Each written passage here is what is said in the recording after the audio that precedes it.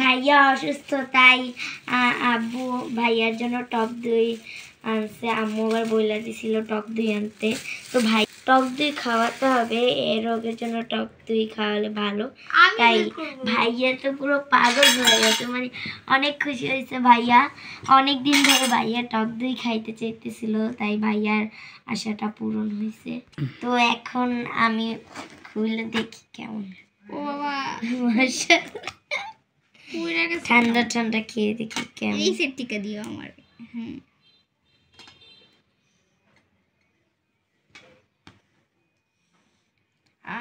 দই খাবো, কি মজা।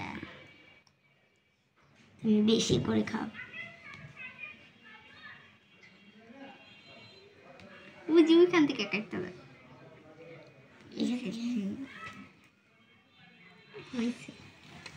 তুমি নাও।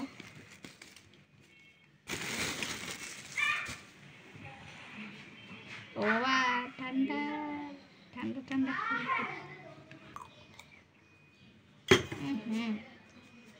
টক আর টক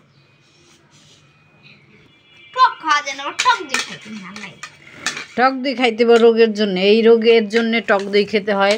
সবাই হোসাইনের জন্য দোয়া করবেন।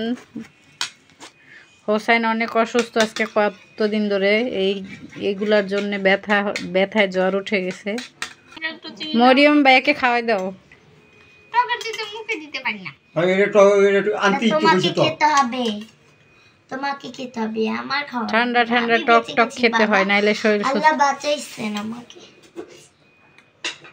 খাও একসাথে অনেকগুলো খেতে হয়, তাতে খাও, তাহলে টক লাগবে না ভাই। ঠান্ডা ঠান্ডা ভালো লাগবে, খাও খাও। অল্প অল্প দাও, পড়ে যাবে, তারপর বমি আসবে। তাতেই টক লাগবে না, মানে খারাপ লাগবে না, তাতেই খাবে। মুখ ওরকম করলে। আপনাদের সকলকে বলছি আমার হোসাইনের জন্য দোয়া করেন। আমার হোসাইন খুবই অসুস্থ, এমনিই তো নড়াচড়া করতে পারে না, শুয়ে থাকলে আমার উঠাইয়া দেওয়া লাগে, শোয়া এই পাশ থেকে ওই পাশ করে দেওয়া লাগে। এখন রাত্রে সে আরও কষ্ট আছে, তার জন্য সবাই দোয়া করেন।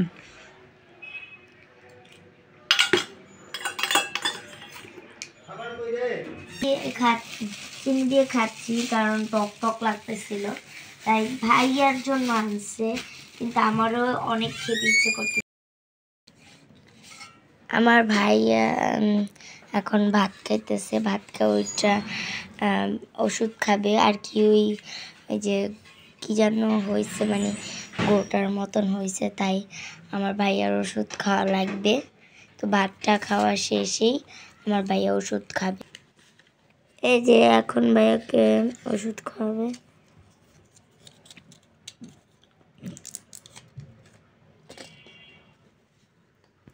নাও ভাইয়া ওষুধ খাও।